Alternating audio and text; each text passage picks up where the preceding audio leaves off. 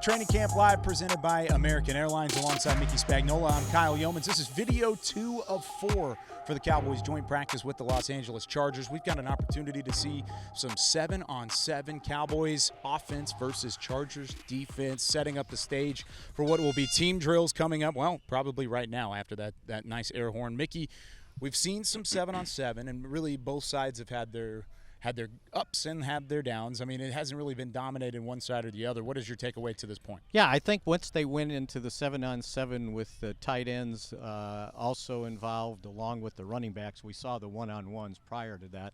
I thought the Cowboys receivers did a really good job.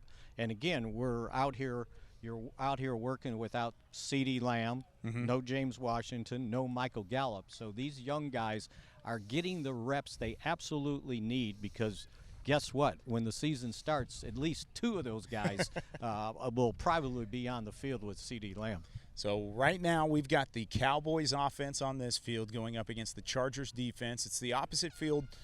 Flip that. It'll be the Chargers offense versus the Cowboys defense. But this is really where you want to see the growth, Mickey, because the offense really struggled against Denver, only the 7 points allowed. And if they're going to find a way to get it done against this Chargers defense that's really talented on all 3 levels, this is a couple great reps that we're going to see. Yeah, and keep an eye on the Cowboys offensive line. Now they're starting with their first team offensive line, and it's Connor McGovern at left guard. So they still got him in there with the firsts. And nice run by Ezekiel Elliott. There was a hole there to the left side. Yeah, there was. Obviously, they're not tackling, but that probably would have been a 5-yard gain. Yep, Nasir Adderley came over and really the first guy that touched him from that Chargers defense, and it was at least 6 yards up the field. Coming at it from a different angle than we got last week during the Broncos scrimmage, but this being one of 2 practices, we're going to see plenty of these 2 teams going at it here over the next few days in Costa Mesa, California. Little play action. Prescott rolling to his right. There's Jalen Tolbert. Had some room. That was the linebacker Kyle Van Noy that was off to that side of the formation, and Jalen Tolbert able to leave him behind for a nice gain. Yeah, and it looked like I was trying to see if they were in two wide receivers, 2 tight ends there, with something they used quite a bit in that first preseason game. A lot of 2 tight end offense. First team offensive line. And it's now switching things out because Tyler Smith's at left guard, and then you've got Josh Ball at left tackle. And they're in 2 tight ends again.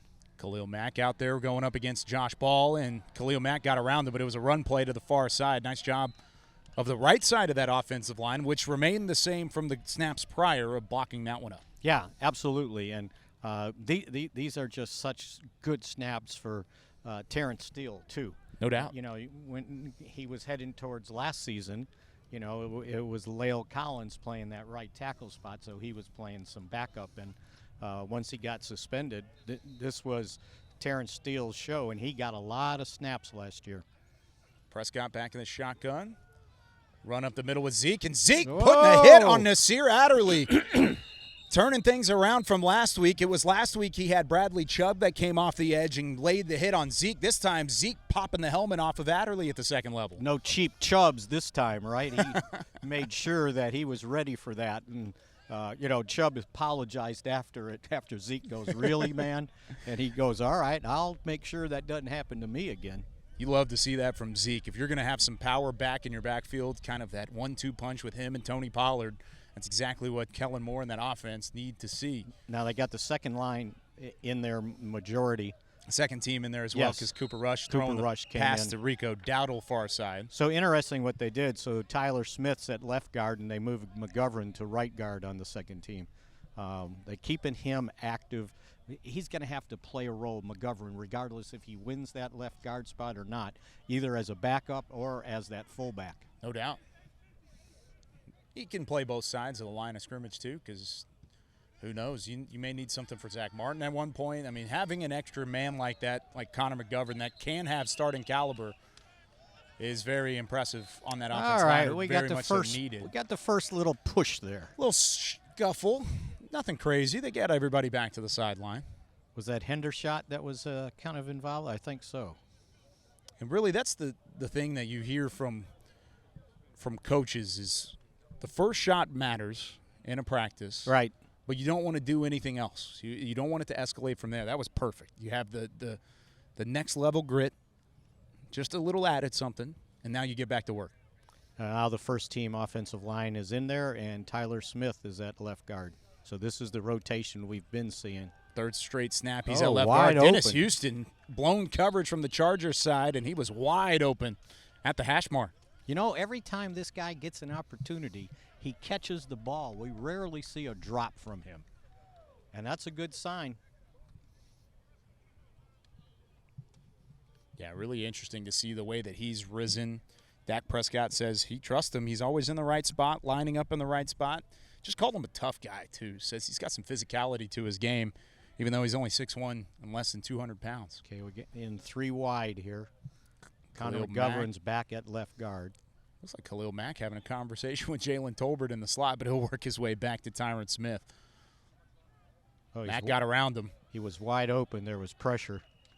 Yeah, Dak had to kind of back out of a closing pocket there. That probably would have been a sack. And he had to throw it over the middle of the field. Troy Reeder got a hand on it. This is why you like these joint practices, because you don't have to look on the other side of this line of scrimmage and see Khalil Mack actually running at your quarterback. Yeah. He knows not to hit the red shirt. At least he's, One of the best defenders in the NFL, all decade team in the 2010s. First year in Los Angeles after. He's up against Tyron. Tyron won that rep. Yes, he did. And it was a good run by Dottle. You know, I think people forget that what he did in that first preseason game was pretty remarkable, the fact that he missed all of last year after the hip injury. Yeah. And second on the team in rushing. Those backup running backs did a nice job. Yeah. Champlin. Malik Davis really did a nice job.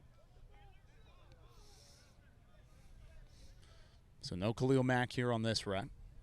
First team offensive line still in there. It's Connor McGovern at left guard next to Tyron Smith. So flipping back and forth. Handoff. Ezekiel Elliott. Looked like he might have been brought down after just a modest gain. Nick Neiman was the one in there. Linebacker out of Iowa. So there's the first team reps. Looks like Cooper Rush will take over here for the second team. Josh Ball, Tyler Smith back out there at the line of scrimmage. Matt Farniak is at center. What have you seen from Farniak? I mean, he's seen more center reps through training camp and the preseason so far than he did all of last year. Oh, absolutely. And I think you've seen some growth. And I kind of like he's got a little nasty to him, too. He was one of the guys that got it in a little skirmish against the Broncos in that practice. Second-year player out of Nebraska, just 24 years old. He could be the backup center. Been working toward that competition. Nowhere going that time, though. Not much push on the right side. Yeah, Malik Davis just kind of got swallowed up at the line of scrimmage. At least starting this time around, we got to see this unit versus the Broncos defense last week. Seems like they're off to a better start. It's a little more clean. It's crisp. There's better movement, better gain. And yes, there are plays like that, a modest game, but there hasn't been big mistakes up to this point. And I think the key thing here, I see the difference. Wide open. Semi Fehoko gets both feet in bounds. It looked like he might have been held even prior to that. Yeah, he was. He just called it. The Cowboys have matched the Chargers' intensity. I don't think they were ready for what the Broncos threw at them. You know, I think they thought, oh, well, we're coming out for practice. And the Broncos came out with all those people on the hill, and they acted like they were playing a game. And I don't think the Cowboys were ready for that. I think they're much readier, at least this side of the field, right?